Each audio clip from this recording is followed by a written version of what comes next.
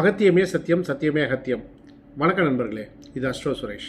இன்றைக்கி நாம் பார்க்க போகிற ஒரு ஜோதிட பதிவு என்ன அப்படின்னா, தாமதமாக திருமணம் நடப்பதற்கான ஒரு ஜோதிட விதிகளை நம்ம இன்றைக்கி பார்க்க போகிறோம். ஜாதகத்தில் எந்த மாதிரியான அமைப்புகள் இருக்கும் அப்படின்னு பார்க்க போகிறோம். சரி, இப்போ தாமதம் அப்படின்னாலே சனி பகவான் இல்லாமல் அங்கே ஒரு தாமதம் அப்படிங்கிறது இருக்காது. அப்போது 7ஆம் இடத்துடன் அல்லது 7ஆம் அதிபதியுடன் சனி பகவானுடைய தொடர்பு இருந்தால் திருமணம் தாமதமாக நடைபெறும். இப்போது அதுக்கு முன்பாக ஒருவருக்கு கண்டிப்பாக திருமணம் உண்டா என்பதை நாம் பார்க்கும் பொழுது லக்னாதிபதியுடன் ஏதோ ஒரு விதத்தில் 7ஆம் அதிபதியினுடைய தொடர்பானது இருந்தால் கண்டிப்பாக இவருக்கு திருமணம் உண்டு என்று சொல்லலாம்.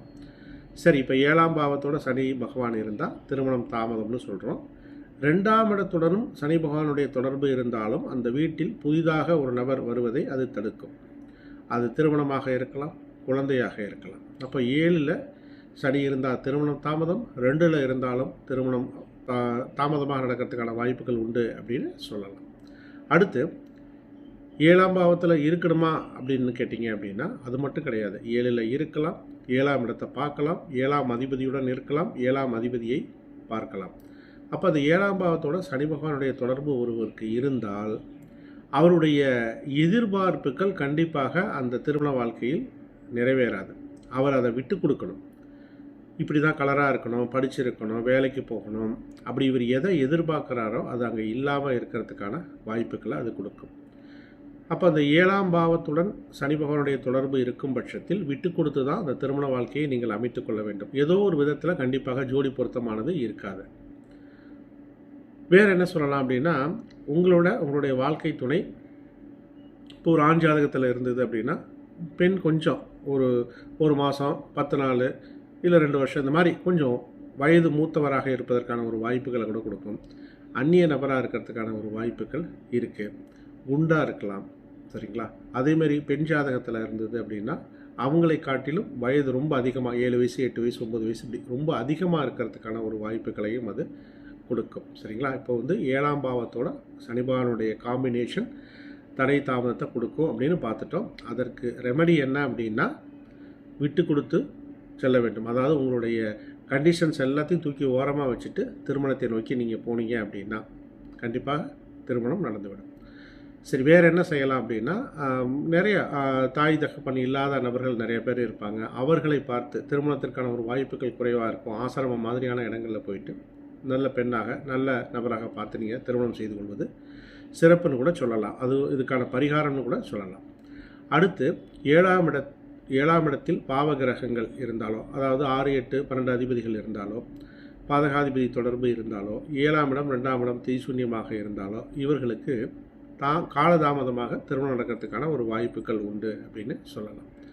சனி சுக்கிரன் தொடர்பு ஆண் ஜாதகத்தில் இருந்தது அப்படின்னா திருமணம் தாமதமாக நடக்கும் சொல்லலாம். அதே மாதிரி மனைவி ஆண் ஜாதகத்தில் இருந்ததுன்னா மனைவி வேலைக்கு செல்லக்கூடியவராக இருப்பார் அப்படின்னு சொல்லலாம். அதே மாதிரி இன்னொரு முக்கியமான ஒரு இணைவு சனி சந்திரன், சனி பகவானும் சந்திரனும் இணைவு பெற்றிருந்தால் இது புணர்ப்பு தோஷத்தை ஏற்படுத்தும்.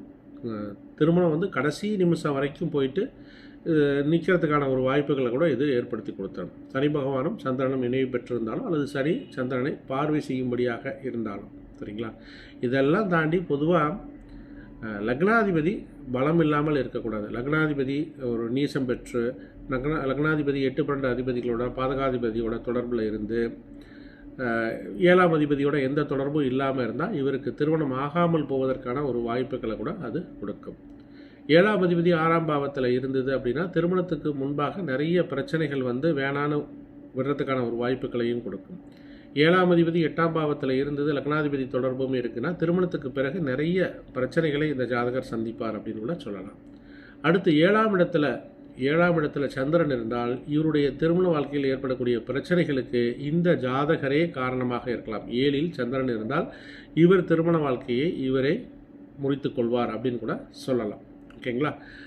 ஏதோ ஒரு விதத்தில் உங்களுக்கு சந்திரன் 7ல் தொடர்பில் இருந்ததுன்னா கவனமாக இருக்க வேண்டும், சரியா? ரைட் நண்பர்களே, இப்போ இந்த காலதாமதமான திருமணத்திற்கான ஒரு ஜோதிட விதிகளை நான் உங்களுக்கு கொடுத்துருக்கேன். இதை பொருத்தி பாருங்கள். ஏதாவது டவுட் இருந்தால் கமெண்ட் செக்ஷனில் கேளுங்க, நான் பதில் தரேன். நண்பர்களே, கீழே டிஸ்கிரிப்ஷனில் என்னுடைய வாட்ஸ்அப் லிங்க் இருக்குங்க. விருப்பமுடையவர்கள் அதில் கிளிக் பண்ணி இணைந்து கொள்ளுங்கள். அது ஜோதிட ரீதியான கருத்துக்களை நாங்கள் பதிவு பண்ணிகிட்ருக்கேன்.